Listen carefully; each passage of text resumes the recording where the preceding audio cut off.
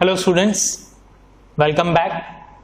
So till now हमारे last lecture तक हमने मैनेजमेंट के कैरेक्टरिस्टिक्स को डिस्कस किया था और मैनेजमेंट के कैरेक्टरिस्टिक्स में हमने 4 कैरेक्टरिस्टिक्स को यहाँ पर पढ़ा था.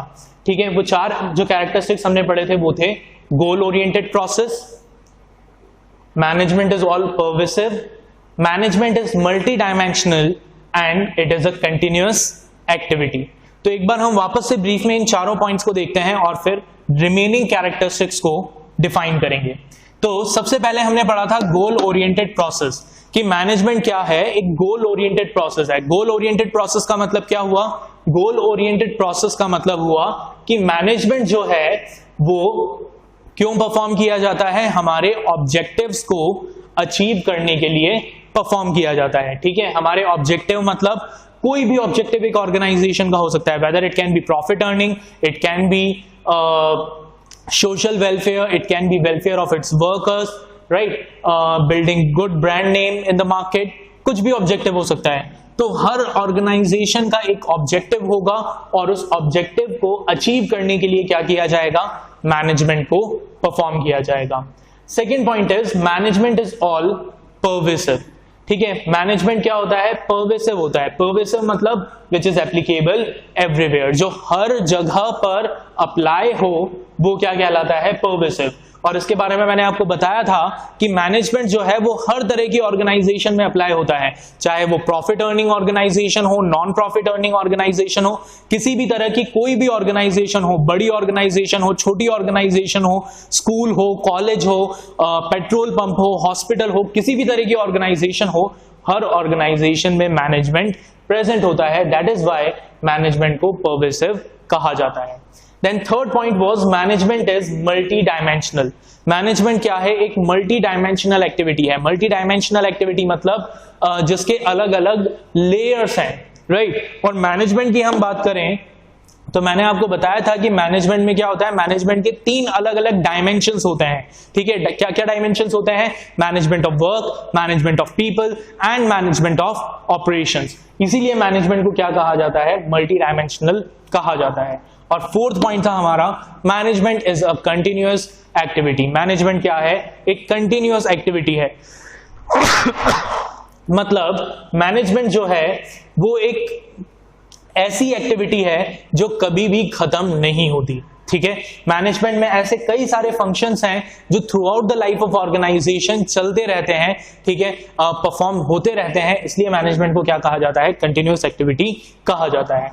अब हम हमारे जो नेक्स्ट कैरेक्टरिस्टिक्स हैं उनको डिस्कस करेंगे इसके आगे.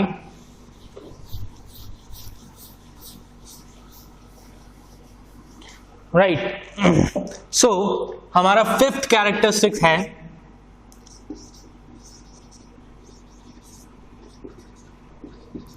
Management is a group activity. Right, management क्या है? एक ग्रुप एक्टिविटी है.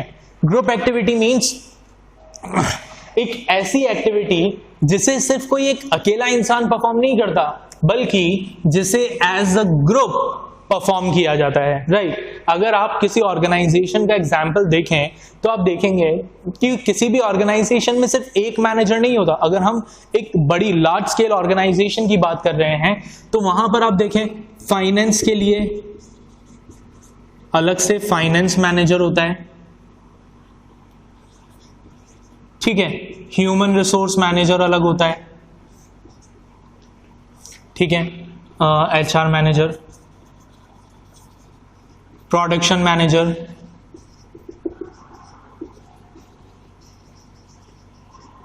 ठीक है, फिर सेल्स मैनेजर और मार्केटिंग मैनेजर.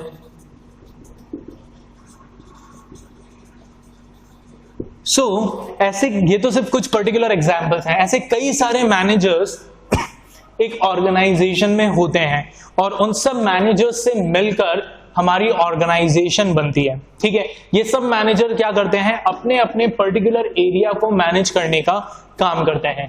तो हम अगर ये कहें कि मैनेजमेंट जो है वो क्या है, एक ग्रुप एक्टिविटी है, तो ये कहना गलत नहीं होगा।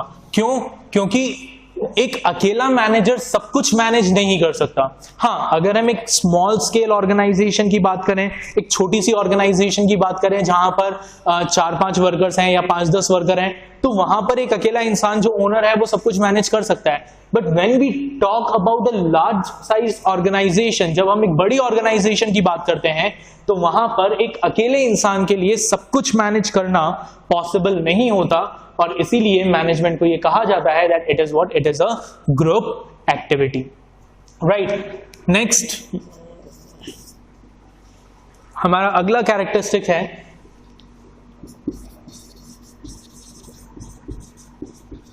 Management is a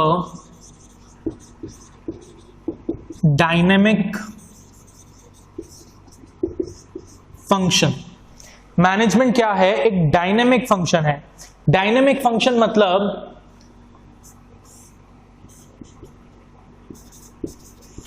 which adapts itself according to time।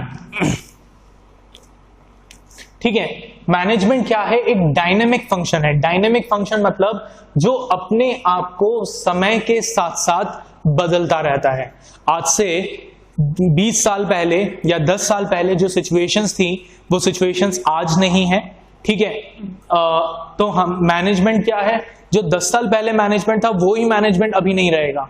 Management क्या करता है, हमेशा अपने आप को टाइम के साथ साथ बदलता रहता है, चेंज करता रहता है। और इसका सबसे अच्छा और अभी लेटेस्ट एग्जाम्पल हमारे सामने है in the form of these online classes. Right, before कोविड-19 जो हमारी क्लासेस थी वो फिजिकल क्लासेस होती थी, ऑफलाइन क्लासेस होती थी। ठीक है, सब बच्चे स्कूल में इकट्ठा होते थे, उन्हें पढ़ाया जाता था। लेकिन सिचुएशंस चेंज हुई और उन चेंज सिचुएशंस के अकॉर्डिंग ऑर्गेनाइजेशन को, मैनेजमेंट को अपने आप को चेंज करना पड़ा, और उसका रिजल्ट आप देख रहे हैं किस फॉर्म में, इन ऑनलाइन क्लासेस के फॉर्म में। तो ये सब क्या है, ये सब मैनेजमेंट का डायनामिक नेचर है। राइट, कि मैनेजमेंट जो है वो हमेशा एक जैसा नहीं रहता। मैनेजमेंट क्या करता है, अपने आप को टाइम के अकॉर्डिंग चेंज करता रहता है। Right, that is what management is a dynamic function. And our last characteristic of management is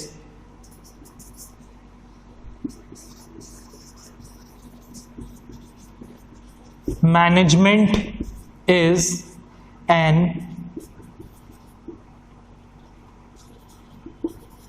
intangible force।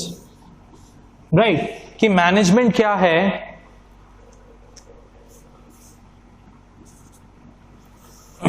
एक इंटेंजिबल फोर्स है।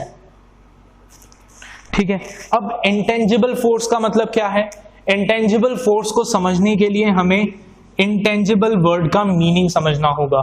एंड आई होप कि आप सब लोग ये word class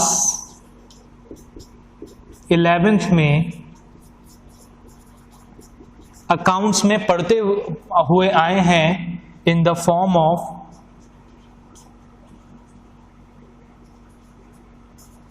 intangible assets. Intangible assets के फॉर्म में। राइट, देखिए अब अगर हम बात करें अकाउंट्स के पॉइंट ऑफ व्यू से, तो हमारे अकाउंट्स में दो तरह की एसेट्स होती हैं, टेंजिबल एसेट्स और intangible assets. Right, tangible assets का मतलब क्या हुआ, टेंजिबल एसेट्स का मतलब हुआ वो एसेट्स जिसको हम देख सकते हैं। जैसे फॉर एग्जाम्पल ये मार्कर, आप इसे देख सकते हैं, बोर्ड, व्हाइट बोर्ड, इसे देख सकते हैं, पोडियम, डाइस जो यहां रखा है, अगेन टेंजिबल एसेट है, देखा जा सकता है, इसको छुआ जा सकता है। क्लास में जो पंखे लगे हुए हैं या और जो कंप्यूटर इक्विपमेंट्स या और जो चीजें हैं, ये duster, these all are what? These are tangible assets, ठीक है, जिनको हम देख सकते हैं, जिनको हम छू सकते हैं, टच कर सकते हैं, फील कर सकते हैं, राइट। ये क्या कहलाते हैं? टेंजिबल एसेट्स कहलाते हैं। और इंटेंजिबल एसेट्स क्या होती हैं? इंटेंजिबल एसेट्स वो एसेट्स होती हैं जिनको देखा तो नहीं जा सकता, छुआ भी नहीं जा सकता, लेकिन जो एग्जिस्ट करती है। जैसे for example goodwill, patent, copyright, trademark etcetera, ये सब क्या है? अब गुडविल को हम देख सकते हैं क्या? नहीं ना, गुडविल को देखा नहीं जा सकता, बट इट एग्जिस्ट, वो एग्जिस्ट करती है, ठीक है। और अकाउंट्स में उसे क्या माना जाता है? असेट माना जाता है, बट क्योंकि उसे देखा नहीं जा सकता इसलिए हम उसे क्या कहते हैं? इंटेंजिबल एसेट कहते हैं। तो इंटेंजिबल का मतलब क्या हुआ? इंटेंजिबल का मतलब हुआ एक ऐसी चीज जिसको देखा और छुआ नहीं जा सकता, which can not be seen और टच्ड। तो अगर हम मैनेजमेंट की बात करें तो मैनेजमेंट क्या है? एक इंटेंजिबल फोर्स है। मतलब मैनेजमेंट को आप देख तो नहीं सकते, आप छू भी नहीं सकते, लेकिन आप मैनेजमेंट की प्रेजेंस को फील कर सकते हैं एक ऑर्गेनाइजेशन के वर्किंग के फॉर्म में, ठीक है। कैसे फील कर सकते हैं? देखिए, अगर कोई ऑर्गेनाइजेशन कंटिन्यूअसली प्रॉफिट अर्न करती है, ठीक है, तो एक कॉमन पर्सन का क्या रिएक्शन होता है? लोग क्या बोलते हैं कि भाई ये ऑर्गेनाइजेशन अच्छी है, इस ऑर्गेनाइजेशन का मैनेजमेंट बहुत अच्छा है, देखो पिछले कितने सालों से लगातार ऑर्गेनाइजेशन प्रॉफिट अर्न कर रही है, ठीक है। ऑन द कॉन्ट्ररी, अगर कोई ऑर्गेनाइजेशन कंटिन्यूअसली लॉस में जा रही है तो हम क्या कहते हैं कि अरे यार उस ऑर्गेनाइजेशन का मैनेजमेंट तो बहुत बेकार है, वहां तो लगातार ऑर्गेनाइजेशन जो है वो कंटिन्यूअसली लॉस में जा रही है, राइट। तो हम मैनेजमेंट को बुरा भला तो कह रहे हैं, हम ये कह रहे हैं कि मैनेजमेंट जो है वो खराब है या वो मैनेजमेंट जो है वो अच्छा है, लेकिन क्या हम किसी पर्टिकुलर चीज को पॉइंट आउट करते हुए कह सकते हैं कि भाई ये पर्टिकुलर चीज मैनेजमेंट है और ये खराब है? नहीं। Management is what? It is an intangible force. Management को देख नहीं सकते, मैनेजमेंट को टच नहीं कर सकते, बस मैनेजमेंट को फील किया जा सकता है in the form of organisations success, right. तो ये हुए हमारे मैनेजमेंट के कैरेक्टरिस्टिक्स, और ये टॉपिक हमारा यहां पर कंप्लीट होता है कैरेक्टरिस्टिक्स का, ठीक है। अब हम बात करते हैं हमारे अगले टॉपिक की।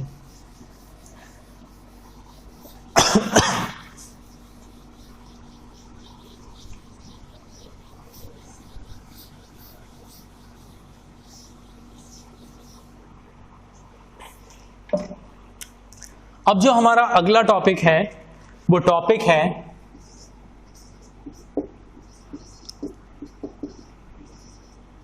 ऑब्जेक्टिव्स ऑफ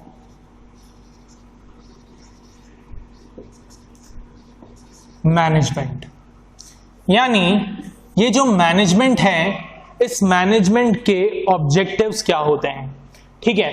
तो मैनेजमेंट के ऑब्जेक्टिव्स को हम 3 अलग अलग कैटेगरीज में बाइफरकेट कर सकते हैं, ठीक है। पहला,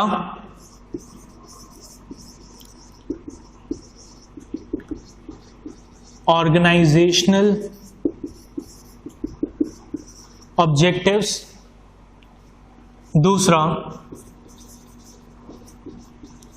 पर्सनल ऑब्जेक्टिव्स, और तीसरा सोशल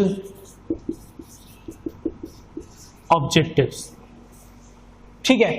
अब ऑर्गेनाइजेशनल ऑब्जेक्टिव्स भी फर्दर 3 तरह के होते हैं।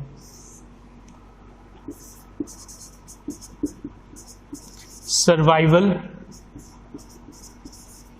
प्रॉफिट,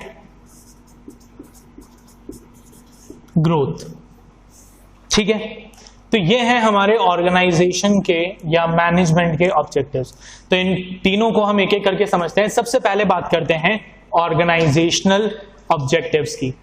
ऑर्गेनाइजेशनल ऑब्जेक्टिव्स की अगर हम बात करें तो ऑर्गेनाइजेशनल ऑब्जेक्टिव्स का मतलब है वो ऑब्जेक्टिव्स जो किससे कनेक्टेड हैं, हमारी ऑर्गेनाइजेशन से जुड़े हुए हैं, ठीक है, जो डायरेक्टली हमारी ऑर्गेनाइजेशन को अफेक्ट करते हैं। तो इसमें हमारे 3 ऑब्जेक्टिव आते हैं, सर्वाइवल, प्रॉफिट और ग्रोथ। किसी भी ऑर्गेनाइजेशन का या उस ऑर्गेनाइजेशन में जो मैनेजमेंट है उसका जो सबसे पहला ऑब्जेक्टिव होता है वो ऑब्जेक्टिव होता है अपनी ऑर्गेनाइजेशन के सर्वाइवल को अश्योर करना। ठीक है, अब सर्वाइवल का मतलब क्या होता है? सर्वाइवल का मतलब है एक ऐसी स्टेज जहां पर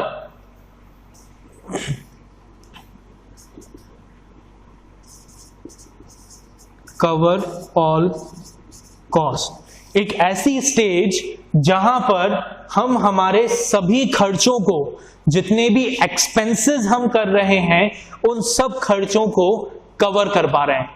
मतलब हम यहां प्रॉफिट तो नहीं कमा रहे, हमें कोई बेनिफिट नहीं हो रहा, हमें कोई पैसा नहीं मिल रहा, लेकिन एटलीस्ट हमारी पॉकेट से जो पैसा इन्वेस्ट हुआ है उतना हमें वापस मिल रहा है। ठीक है, that is what, that is survival. ठीक है, यानी इकोनॉमिक्स के पॉइंट ऑफ व्यू से इसे कहें तो इकोनॉमिक्स में इसे कहा जाता है ब्रेक इवन पॉइंट। मतलब जितना आपका खर्चा हो रहा है उतना आपके पास रेवेन्यू आ रहा है, no profit no loss situation, that is survival. तो मैनेजमेंट का जो पहला ऑब्जेक्टिव हो गया वो हो गया सर्वाइवल को अश्योर करना। मतलब ऑर्गेनाइजेशन को एक ऐसे पोजीशन पर लेकर आना जहां पर उसको प्रॉफिट तो नहीं हो रहा लेकिन लॉस भी नहीं हो रहा, दैट इज सर्वाइवल। अब सर्वाइवल क्या है? एक टेम्पररी स्टेज है। ठीक है, कोई भी ऑर्गेनाइजेशन लंबे समय तक सर्वाइवल पर नहीं रह सकती, बिना प्रॉफिट के नहीं रह सकती। ठीक है, तो फिर आता है हमारा next objective, that is profit. Profit का मतलब क्या हुआ? जितना खर्चा आपने किया, ठीक है, और जो पैसा आपको वापस मिला उनका डिफरेंस क्या है? प्रॉफिट। मतलब what is profit?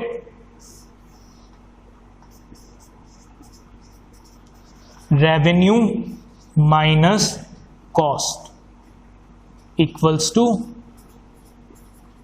Profit.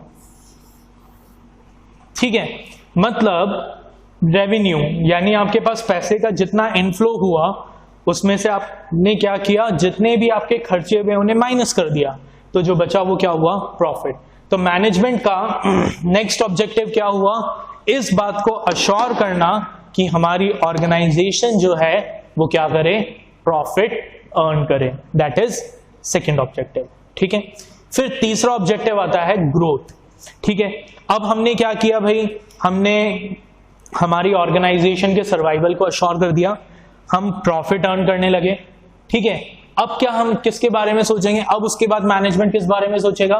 Management will think about growth. Growth का मतलब क्या हुआ? अपने बिजनेस को एक्सपेंड करना, अपने बिजनेस को उसके मैक्सिमम पोटेंशियल तक पहुंचाना, दैट इज व्हाट ग्रोथ। तो ये तीन क्या है? हमारे ऑर्गेनाइजेशनल ऑब्जेक्टिव्स हैं जो मैनेजमेंट अचीव करने पर फोकस करता है।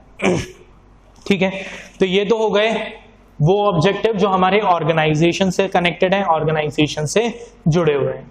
अब आते हैं नेक्स्ट ऑब्जेक्टिव पर, which are personal objective. Personal objective मतलब वो ऑब्जेक्टिव जो किससे कनेक्टेड है? हमारे ऑर्गेनाइजेशन में काम करने वाले वर्कर्स से रिलेटेड है। ठीक है, मैंने आपको बताया कि कोई भी ऑर्गेनाइजेशन किससे बनती है? वर्कर्स से बनती है। ठीक है, और वो जो वर्कर्स हैं वो सब अलग अलग बैकग्राउंड से आते हैं, हर वर्कर का काम करने का तरीका अलग होता है, हर वर्कर की एक्सपेक्टेशंस अलग होती हैं, और जब तक एक ऑर्गेनाइजेशन में ऑर्गेनाइजेशन के वर्कर सेटिस्फाई नहीं होंगे तब तक वो ऑर्गेनाइजेशन कभी भी प्रॉफिट अर्न नहीं कर सकती, वो ऑर्गेनाइजेशन कभी भी ग्रो नहीं कर सकती। तो मैनेजमेंट का दूसरा ऑब्जेक्टिव क्या हुआ? Personal objective, that is keeping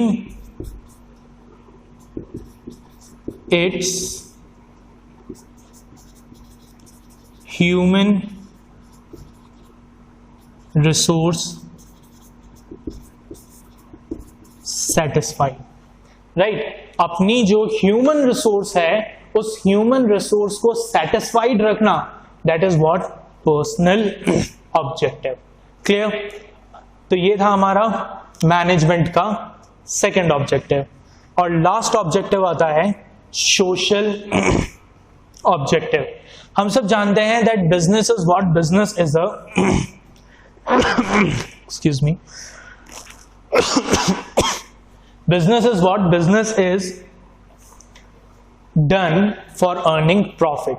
business जो है वो क्यों किया जाता है? पैसा कमाने के लिए किया जाता है, प्रॉफिट अर्निंग के लिए किया जाता है। लेकिन हमने ये भी पढ़ा है, हम ये भी जानते हैं कि एक बिजनेस प्रॉफिट तभी अर्न कर सकता है जब वो अपने सोशल ऑब्लिगेशंस को पूरा करे। एक बिजनेस की उस सोसाइटी के लिए, जिस सोसाइटी में बिजनेस काम कर रहा है, उस सोसाइटी के लिए कुछ रिस्पॉन्सिबिलिटीज होती हैं, कुछ जिम्मेदारियां होती है, ठीक है। बिकॉज हम क्या कर रहे हैं, हम सोसाइटी में रहते हुए काम कर रहे हैं, सोसाइटी की रिसोर्सेस को यूज कर रहे हैं। हमारे जो फिनिश प्रोडक्ट्स हैं वो किसको बेच रहे हैं, किसको सेल कर रहे हैं? सोसाइटी के लोगों को सेल कर रहे हैं। तो अल्टीमेटली कहीं ना कहीं हम क्या कर रहे हैं, जो प्रॉफिट अर्न कर रहे हैं वो किसकी वजह से कर रहे हैं? सोसाइटी की वजह से कर रहे हैं। तो ये हमारी एक मॉरल ऑब्लिगेशन है कि हम उस सोसाइटी के वेलफेयर के लिए कुछ करें, और यही क्या कहलाते हैं? सोशल ऑब्जेक्टिव्स कहलाते हैं मैनेजमेंट के, ठीक है। मतलब सोसाइटी के वेलफेयर और अपलिफ्टमेंट के लिए कुछ करना। अब क्या क्या कर सकते हैं सोसाइटी के वेलफेयर और अपलिफ्टमेंट के लिए? ठीक है, बहुत सारी एक्टिविटीज परफॉर्म की जाती है। जैसे कई सारे बिजनेस ऑर्गेनाइजेशंस जो हैं वो स्कूल्स ओपन करते हैं, ठीक है, गरीब बच्चों को फ्री में पढ़ाते हैं, ठीक है, या गरीबों को हेल्थ केयर फैसिलिटीज प्रोवाइड करते हैं। इस तरह की कई सारी एक्टिविटीज परफॉर्म करते हैं। तो ये सब क्या कहलाता है? ये सब हमारे सोशल ऑब्जेक्टिव्स ऑफ मैनेजमेंट कहलाते हैं। क्लियर? तो आई होप आपको यहां तक जो हमारे चैप्टर है वो क्लियर हुआ होगा। हमने अभी तक इस चैप्टर में मैनेजमेंट की डेफिनेशन, मैनेजमेंट के कैरेक्टरिस्टिक्स और मैनेजमेंट के ऑब्जेक्टिव्स को डिस्कस किया है। अगर आप लोगों को किसी भी तरह का कोई डाउट है तो please feel free to contact me. आप मुझे व्हाट्सएप कर सकते हैं या फिर आप नीचे कमेंट में अपनी क्वेरीज लिख सकते हैं। Thank you.